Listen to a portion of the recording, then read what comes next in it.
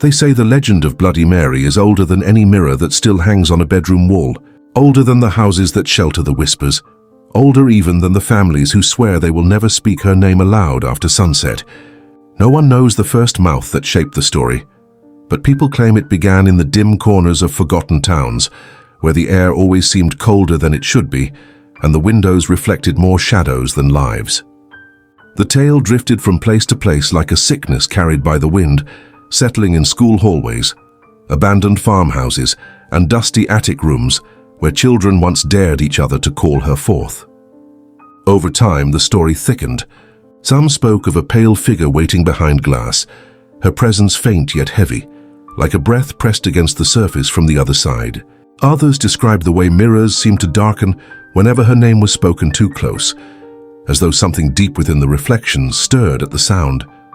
People claimed the legend traveled in the reflections themselves, hidden in the silver backing of every shard, waiting in the polished silence of bathroom mirrors after midnight. Locals whispered that the fear was never about her appearance, but rather the feeling that something in the mirror might be listening. They said that after the third whisper of her name, the room would grow still, the air colder, and a weight would settle on the back of the neck, like unseen fingers brushing too close. Old records mention unexplained accidents near mirror-lined corridors. Strange notes scribbled in the margins of forgotten journals describe faces appearing behind people when no one else stood in the room. These accounts spread quietly, carried by trembling voices and sleepless eyes. Every generation retold the legend with small changes, but the heart of the story remained the same: a woman, furious and trapped, reaching from beyond the glass. Some say she was wronged, others insist she was never human at all. Yet all versions agree on one point: she is called only by those who do not understand what answers back. Across towns, teachers remembered the warnings passed down from parents and grandparents. Never stand in the dark with a mirror lit only by a candle. Never chant her name into a reflective surface when the house is silent. Never look too long into your own eyes, because sometimes the reflection blinks too slowly or smiles too late. In many places, people covered their mirrors before storms, afraid that lightning might tear open the thin barrier between here and whatever waits behind the looking glass. Some claim that mirrors facing each other formed a tunnel too deep for human eyes to follow, a path where Bloody Mary moved freely, drifting from one reflection to the next, like a restless shadow. There were stories of rooms where mirrors shattered without cause, leaving fragments scattered on the floor like sharp warnings. Neighbors whispered about homes where the reflections didn't match the living shapes that passed by. The legend settled into the culture of fear, a quiet rule that even skeptics followed. They avoided bathrooms at midnight. They refused to say the name 3 times. They looked away from mirrors when the lights flickered. And though most insisted they did not believe, none were willing to test the truth. Over decades, the tale grew thick with dread, as though every whispered retelling added another layer of darkness. People said the mirrors held memories of those who called her, that reflections carried faint silhouettes long after the room was empty, that behind the glass a woman waited, motionless, patient and listening. And so the legend endured, drifting through households, schools and forgotten corners of towns. A presence lingering just beyond the surface, waiting for the next voice brave or foolish enough to speak her name into the stillness. They say the strange incidents began quietly, almost too quietly to notice. A bathroom door found locked from the inside when no one had entered. A mirror fogging over even in an unheated room. A faint impression of fingertips trailing across the glass, smudges that seemed to appear overnight. At first, people dismissed these moments as tricks of the mind, small accidents or the natural shifting of old houses. But the whispers grew heavier, gathering into clusters of unsettling stories that refused to fade. Some claim the earliest reports came from a school that stood on the edge of a town known for its cold winters. Students whispered that the mirrors in the girls' restroom darkened at the edges whenever the hallway outside grew silent. Custodians found streaks on the glass that no amount of cleaning could erase. Teachers noted that the lights flickered only in that one room, humming with a faint, uneasy pulse. Children spoke of hearing soft breathing behind them as they washed their hands, even though the stalls were empty and the windows sealed shut. Old houses in distant places told similar stories. Families reported that mirrors occasionally reflected shapes that did not belong to anyone in the home. a hat no one owned, a shadow with no source, a woman standing too still, too far back in the reflection, as though waiting for someone to notice. People tried covering the mirrors with cloth, yet some claimed the fabric shifted during the night, revealing a thin sliver of glass that gleamed like an open eye. Travelers passing through small towns mentioned rooms where they refused to sleep because the mirrors seemed to watch them. They described an uneasy feeling, like being observed by something patient and unblinking. Those who stayed said they dreamed of a woman standing behind them, her presence close but never touching, her breath cold enough to settle frost along their spine. Few spoke of these dreams out loud, afraid that saying them would make them real. A story circulated about a farmhouse abandoned for decades. Locals said its only intact feature was the tall mirror nailed to the wall of the upstairs hallway. Some swore that if you stood before it long enough, the reflection would deepen, darkening as though pulling you into a place with no floor and no end. Hikers who passed the property at night claimed they saw a pale face in the window, staring outward with a hollow, waiting expression. By morning, the tracks around the house always appeared disturbed, as though someone or something had moved through the overgrown grass while the town slept. There were testimonies from people who worked late-night shifts in old buildings. Janitors spoke of hearing muffled whispers echoing from empty washrooms. Security guards described cameras capturing brief glints of light on mirrors, like hands pressed against the glass for a moment before fading. In some reports, reflections seemed delayed, lagging behind the movement of the living, as though something inside struggled to keep up. Even technology failed in curious ways. Some said digital photos taken near mirrors showed distortions, faces stretched too long, eyes appearing where they shouldn't, or shadows pooling in places that should have been brightly lit. Others claimed that audio recordings captured faint murmurs when left running in dark rooms with reflective surfaces. The voices were too soft to understand, yet carried a rhythm like someone chanting from far beyond. Rumors stretched across towns, cities, and forgotten rural roads. No single incident defined the legend. Instead, it grew like a web woven from countless fragments of dread. Everywhere the story traveled, the same pattern followed. Reflections darkening, glass shifting, lights flickering, breath misting where no breath should be. And though no one admitted to calling her name, the whispers suggested otherwise. People muttered that some had tried, just to prove the legend was nothing more than a childhood myth. Yet those who attempted it were never the ones telling the stories afterward. Instead, their friends, neighbors, or frightened family members spoke for them, describing sudden changes, sleepless nights, and a haunted look that never seemed to fade. The rumors continued to spread, as pervasive and persistent as fog creeping across empty streets. No matter the distance between towns, every story carried the same chill, the unmistakable sense that something within the mirror had begun to listen more closely. And with each quiet incident, the presence behind the glass felt a little nearer, a little stronger and far more aware. They say the legend of Bloody Mary did not begin with children whispering to mirrors, nor with late-night dares spoken in trembling voices. Its roots stretch far deeper, into centuries where candles were the only light and reflective surfaces were rare, treasured objects said to hold both beauty and danger. In those older times, mirrors were not seen as innocent household items. They were believed to be doorways, thin boundaries between the living world and whatever lingered just beyond reach. Folklore from distant regions hints at a woman whose name shifts from one tale to another, yet whose fate remains eerily the same.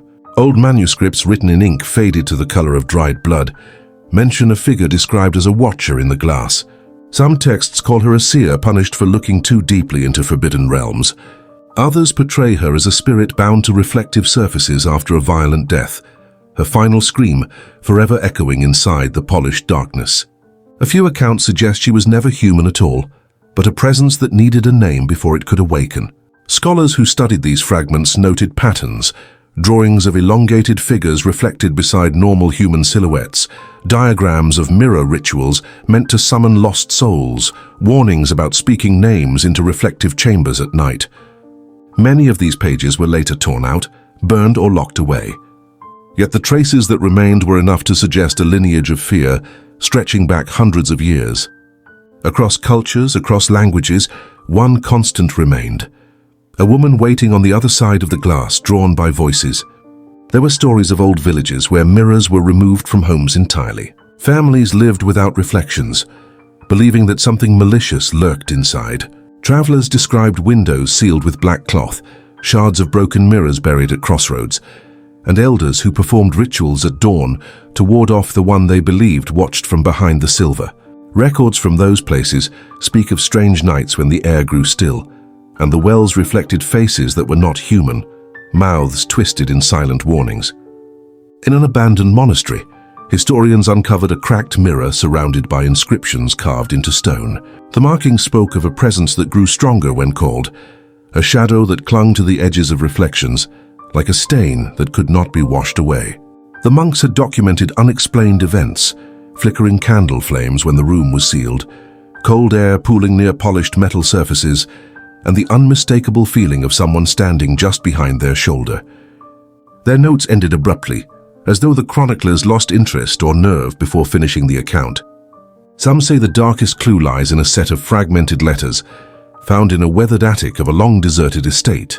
The writer described an encounter with a woman inside a mirror who did not move until spoken to. Once acknowledged, she changed, her eyes sinking deeper, her skin draining of color, her expression hollowing into something ancient and patient. The writer insisted the reflection whispered promises, offering glimpses of forgotten memories in exchange for continued attention. The final letter ended mid-sentence, the ink smeared downward, as though the writer's hand had been yanked violently away. Tales from distant shores echo the same warning: mirrors are traps for the careless, reflections are not loyal, and the woman known as Bloody Mary is not a ghost bound by death, but a presence tied to the act of calling. Her legend rises in any place where mirrors remain uncovered during storms, where candles burn too low, where someone whispers a name 3 times because curiosity outweighs fear. Those who study the old lore suggest that every retelling feeds her. Every whispered rumor sharpens her outline. She becomes clearer, closer, more defined with each generation. The more people fear her, the more real the stories become, as though belief itself polishes the mirror from the other side. By now, the legend has spread so thoroughly that her name echoes in countless places where people dare not speak it. And in quiet rooms across the world, reflections grow darker at the edges when the house falls silent. Some claim that if you stand too still too long, you can sense the weight of an ancient presence pressing against the glass, waiting for the moment someone finally gives it permission to step forward. They say the legend of Bloody Mary has grown so deeply rooted in the world that she no longer needs a daring voice to summon her. The stories claim she moves now through places where fear hangs thick in the air, slipping along surfaces that catch reflections even for a moment. Some whisper that she grows stronger each time someone glances too quickly at their own mirrored outline, as though the brief flicker of attention feeds the waiting presence behind the glass. Reports from distant towns speak of mirrors that seem to tremble at dawn, vibrating with a faint pulse-like rhythm. Others describe houses where every reflective surface was covered in frost, even in warm seasons, as if touched by a cold breath from within. People mention seeing pale shapes behind their own reflections, shapes that matched no one living in the home. These sightings never lasted long, only long enough to leave the witness shaken, certain that something was watching with unwavering patience. Some claim the legend reached a point where the boundary between reflection and reality began to thin. There are accounts of mirrors that appeared to ripple as though made of dark water, their surfaces shifting with slow, deliberate movement. Glass panes reflected rooms that were slightly wrong, chairs facing the wrong direction, doors closed when they should have been open, figures lingering where no one stood. The more people avoided looking, the stronger the unease became, as if the presence behind the glass pressed harder with each moment of fear. Neighborhoods around the world began sharing similar stories. A hotel room where housekeepers refused to work after sunset because mirrors supposedly blinked when the lights dimmed. A subway station where commuters avoided a particular corridor because the security cameras showed an extra silhouette following passengers, though none ever saw it in person. An old church where the windows, polished to a shine, occasionally reflected a woman standing far behind the onlooker, her outline sharp yet motionless, her gaze fixed forward. There were tales of entire homes suddenly losing their reflections. Mirrors turned black, offering no image at all. People described looking into them and seeing nothing, Not themselves, not their surroundings, only a deep, consuming void. In some cases, the darkness slowly brightened, revealing the faintest outline of a figure rising from the depths, as if climbing toward the surface with careful, deliberate grace. Stranger still were the whispered accounts of reflections behaving independently. Some claimed that when they walked past a mirror, the figure inside turned its head slightly, watching them leave. Others said they saw their own hands frozen in poses they never made. Lights flickered, floors creaked, and the thin divide between the living world and the mirror realm felt fragile, stretched to its limit. People sensed that something on the other side no longer needed to be called. It only needed to be remembered. Those who tracked the spread of these incidents suggested that belief itself might be the final invitation. The more minds turned toward the legend, the more vivid the manifestations became. Fear acted like a signal, a beacon reaching into the mirror's depths. Old folklore warned of this moment, predicting that once her story was known everywhere, she would no longer require rituals or spoken chants. She would come on her own. In many places, people covered their mirrors permanently, yet found the cloth disturbed by morning light. Others removed every reflective surface from their homes, only to see faint reflections pooling in ordinary windows, as though the glass itself had learned to remember her. Some said the reflection of water held her image most clearly, and lakes, ponds, and even still puddles could reveal what eyes were never meant to see. They say her presence now lingers in the edges of vision. In the moments when lights flicker, in the fraction of a second, when you catch your outline in a passing window, in the stillness before sleep, when reflections seem to breathe just a heartbeat too late, and though no one agrees on what she wants, all the stories end the same way, in silence, with the unsettling sense that the watcher behind the glass is studying the living world, deciding where to step through next. In the end, the legend offers no answers, only a warning carried through centuries of trembling voices. They say that if you stare too long into a darkened mirror, you might see another face slowly forming behind you.